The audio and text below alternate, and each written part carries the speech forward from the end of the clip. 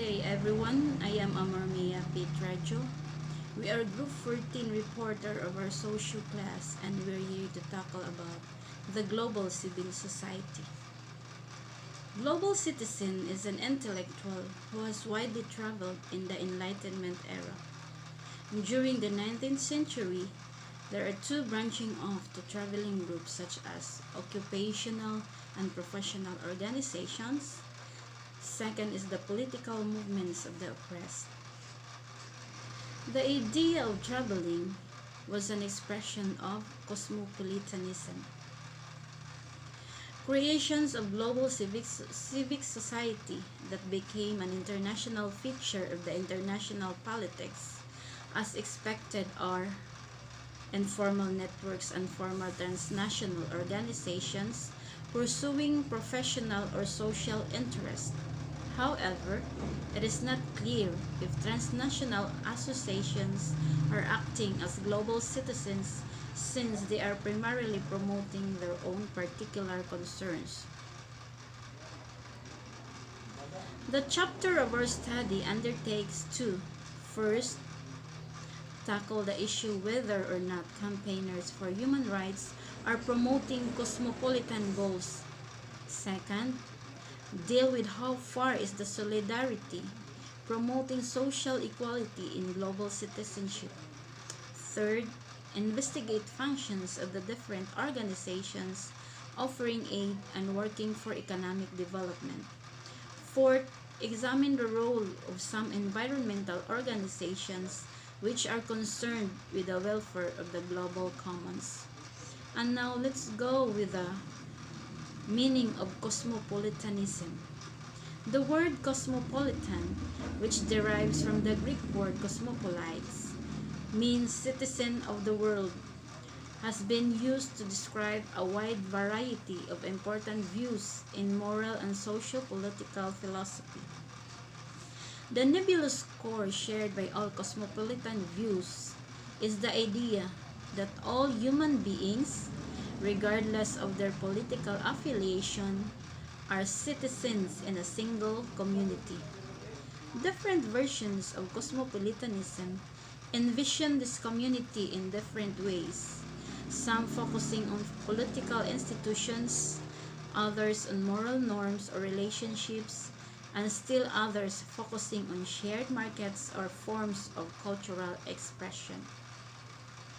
In most versions of cosmopolitanism, the universal community of world citizens functions as a positive ideal to be cultivated, but a few versions exist in which it serves primarily as a ground for denying the existence of special obligations to local forms of political organizations.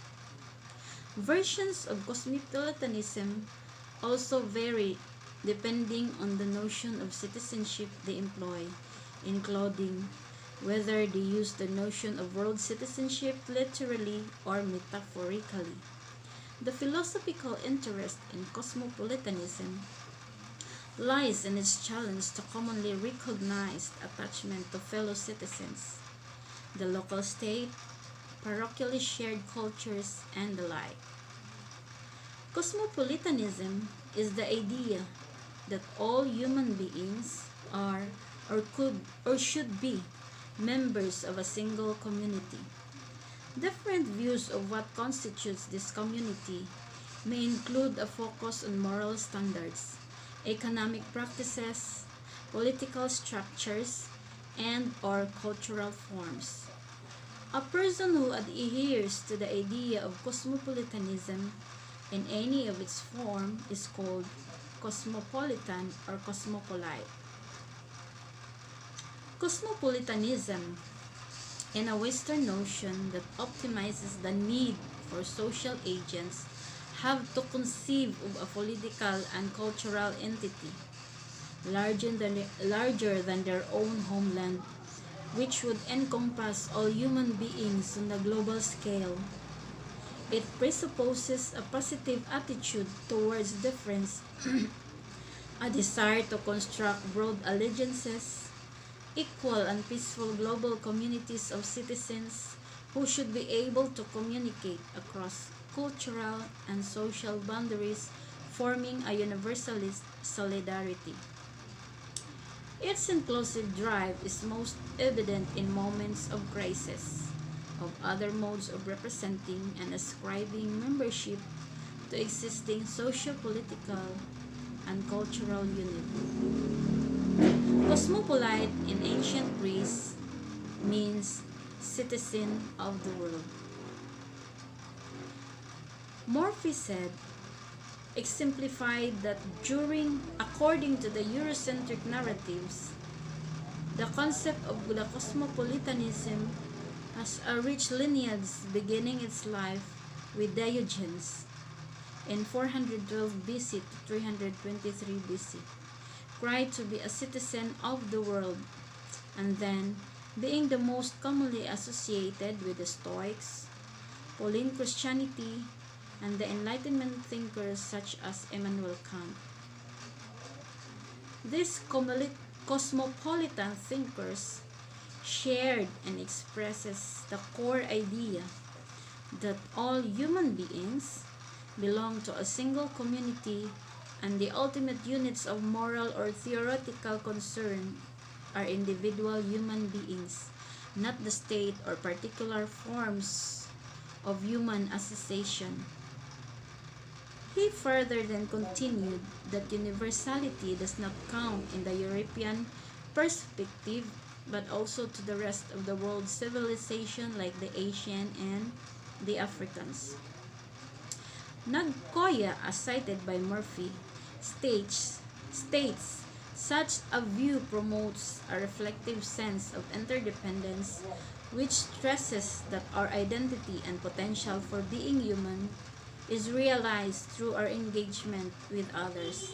Such an understanding is articulated in the expression Umunto omunto mabanto, which means a person is a person because of, by, or through other people.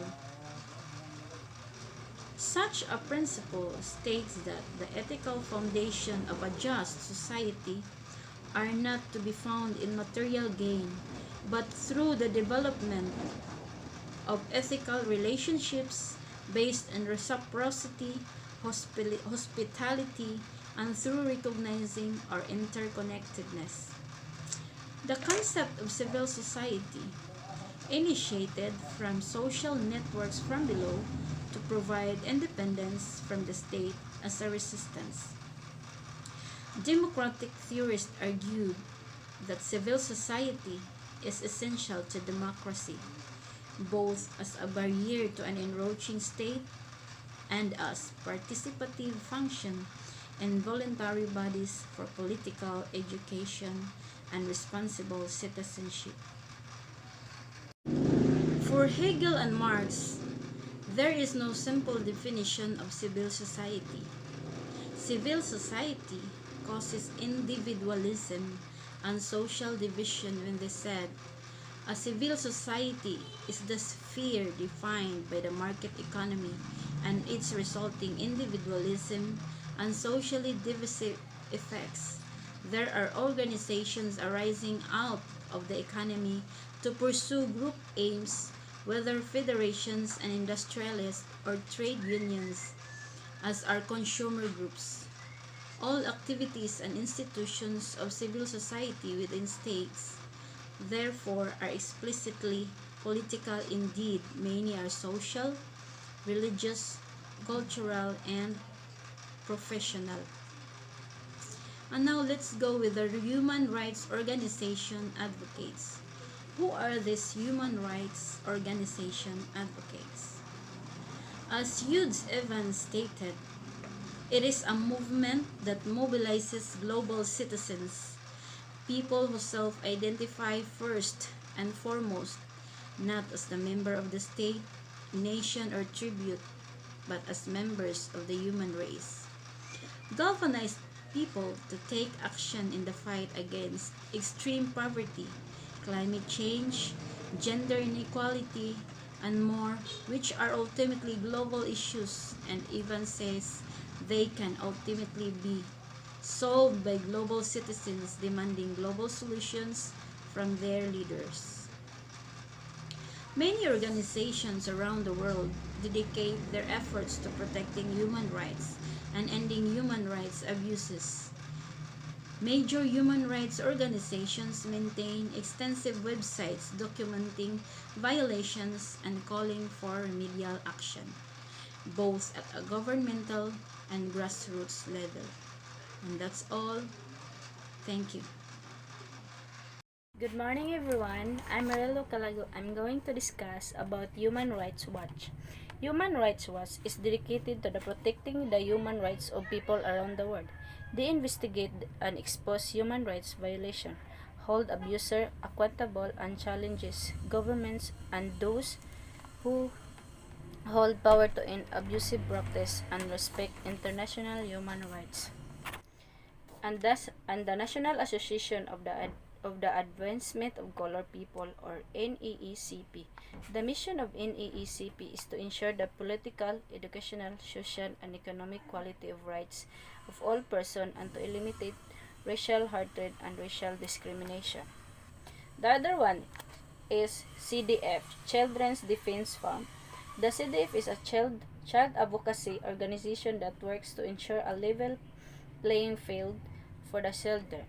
CDF champion policies and programs that lift children out of the poverty, protect them from abuse and neglect, and ensure their rights to equal care and education. And the OHCR, Office of the United Nations High Commissioner for Human Rights. The Office of the United Nations High Commissioner for Human Rights mission is to work for the protection of human rights for the whole people, to help empower people to realize their rights and to assist those responsible for upholding such rights and ensuring that they are implemented. And the Commission of Human Rights Council of Europe. This commission is an independent institution within the Council of Europe, mandated to promote the awareness of respect of human rights in 47 Council of Europe member states. The Commission work thus focuses on encouraging reform measures to assure tangible improvement in the area of human rights, promotion and protection. Being a non-judicial institution, the Commission office cannot upon the individual compliance, but the Commission can draw conclusion and take wider initiative of basic or reliable information regarding human rights violations suffered by individuals. And the last one is ACHPR, African Commission of Human and People Rights. This commission is officially charged with three major functions: the protection of human and people rights, the promotion of these rights, and the interpretation of American Chapter on Human and People's Rights. That's all. Hello guys, good afternoon. Our topic for today is about global civil society. Example of global civil society is transnational action for aid and development, extending materials and financial aid to the people and distressed in other parts of the world, originated from 19th century philanthropists until 1940s, offering practical aid was only responsible for religious organizations and voluntary charitable institutions. This organization is offering medical aids and financial aid to the countries who suffered distress from a disaster or war. On Second World War II, the International Red Cross, together with the Red Crescent in Turkey, played an important role in providing aid to the innocent victims of the war. Aside from medical aids, these institutions offer professional expertise to those in need after disaster, like pre-professional medical and legal services. Aside sa mga medical aid, nag-offer sila mga legal services para matabangan itong naapektuhan sa disaster. Our organization ni siya nga nag-offer of kanang tabang sa tao nga walay support sa government. They just only spend their money through kanang mga charitable nga offering sa mga mga tao. um, Green activists and world citizenship. Groups that campaign for better environment only prove that you are worthy responsible citizen for global civil society. Despite the political support, there are private organizations identified with this environment like Friends of Earth, World Wide Fund, and Greenpeace International, who contribute significantly to the global civil society. Kani nga institutions nag-focus sila sa environment. They're protecting the welfare of the environment, like World Wide Funds. They're focusing on the animals to protect them from the human harassment. Friends of Earth and Greenpeace Internationals are the one who campaigning to protect the ecosystem from the devastations of the people. Kanang sila ang mga institution na nagprotekta para ma-preserve ang itong biodiversity from the future. There are three truly issues in nature art versus various reasons, such as the following. Since the 1940, green campaigns tend to grow and are very influential the international laws and institutions. It is here the Greenpeace International exemplifies its campaign. Green concerns are not only a response from any Western groups, it can be noted from many poor people in developing countries suffer the effects of environment disasters.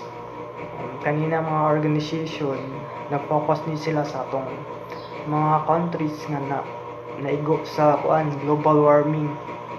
Nag-focus, they're giving concerns or how to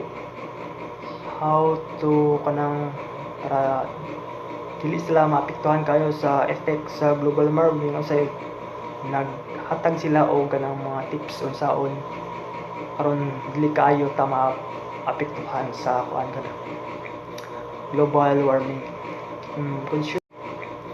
Global warming. Consumer as global citizens. Economic boycotts are part of movements for social justice, both within and between states. They are taken in the form of banking, trading, and marketing process. Other consumers limit their spending in order to forego their spending on certain products and services, which have been identified as a threat to their consumer beliefs.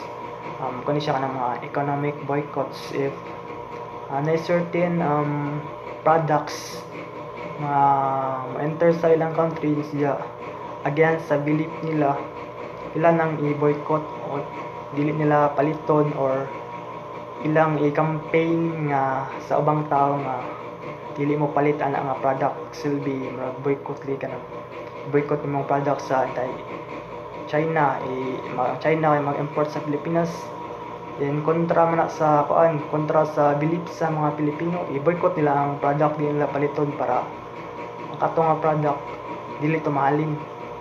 Wala siya economic boycotts. The Philippine scenarios.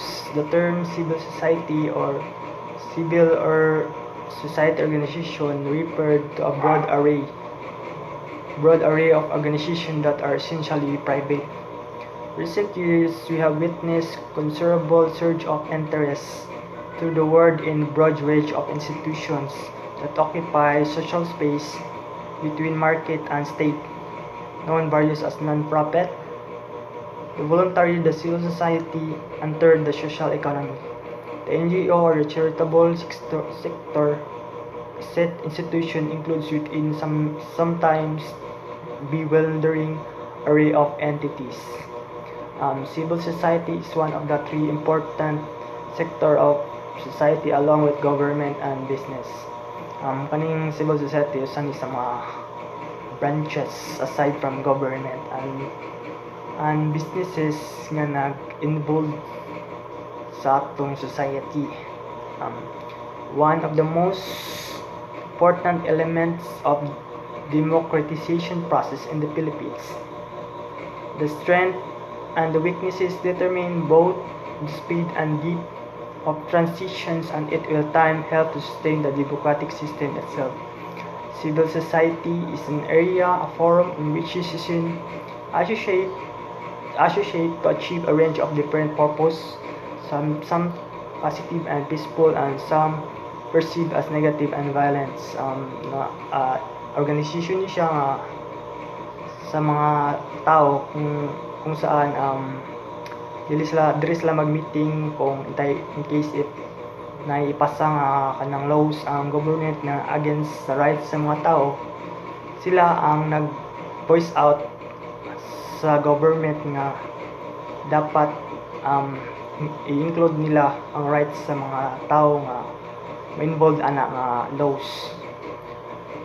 Civil society has its usual referred in the Philippines means those organizations in which citizens associate in order to push a greater democracy in the countries. Manalagi ka ng mga activists ni sila nga nag-voice out sa kanang mga problema sa mga organizations like kanang mga farmers. Ang government mo palit og kanang mo import sila og rice sa ubang bansa.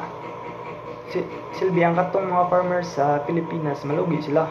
Silbi ang kanang mga organization mo na sila mo voice out sa mga hinaing sa mga farmers nga ang katong batas i-include sa nila ang welfare sa mga farmers sa Pilipinas nga dili maapektuhan sa katong batas nga mag-import og daghang bugas kay ang mga farmers ang ilang products dili na mahalin. Sila ang mga kanang mga institution nga nag-voice out sa mga problema sa mga kanang ordinary people. Mo nang karon na tagamtan nato ang mga free will nato like increasing of salaries, kanang pag-control sa mga products. Sila man na kanang mga atong mga rights sa trabaho na sila mga institution nga nag-promote og democracy sa Pilipinas. Sila ang naging murag ruler nato para i-voice out nato ang atong mga problema. That's all. Thank you. We tackled about African Commission on Human Rights and People's Rights, relevant issues on cosmopolitan principles, campaigning for human rights, cosmopolitan principles, and international law, women's rights and transnational solidarity, transnational action for aid and development. African Commission on Human Rights and People's Rights, or ACHPR, this commission is officially charged with three major functions. These are: first, the protection of human and people rights; second, the promotion of these rights; and lastly, the interpretation of the African Charter on Human and People's Rights. So let's proceed. Relevant issues on cosmopolitan principles. Global citizenship is a contested concept in scholarly discourse. These are multiple interpretations of what it means to be a global citizen. Some call global citizenship is a citizenship beyond borders or citizenship beyond the nation state. Cosmopolitanism is a term of broader and more exclusive than global citizenship, while others still opted for planetary citizenship. Planetary citizenship focusing on the global community's responsibility to preserve the planet Earth. UNESCO are the framework for global citizenship education. The notions of citizenship has been broadened as a multiple perspective concept. It is linked with growing interdependency and interconnectedness between countries in economic, cultural, and social areas. Through increased international trade, migration, communication, and etc. It also linked with uh, our concerns global well-being beyond national boundaries and on the basis on the understanding that global well-being also influence national and local well-being. So let's proceed campaigning for human rights, cosmopolitan principles, and international law. Belief in inequality and human rights among all men is basic to cosmopolitanism. Transnational organizations supporting human rights are both cited in the sphere of global social and global citizenship. For Richard Falk, global civil society promotes world order not because of national interests but for the interests of human beings. Amnesty International is an international organization which is well known for human rights advocacy, human rights, and transnational solidarity. Transnational networks and organizations are promoting issues affecting humans which result the massive feminism of 1970s. However, before the Second World War, women's group already existed, which proved with the importance of establishing women's rights in the international law during the founding of UN. After 1970s, feminists were campaigning issues like contraception and aborting rights, women's health, sextourism, and violence against women. That, lastly, we tackled about transnational action for aid and development, extending material and financial aid to people in distress in other parts of the world originated from the 19th century philanthropy.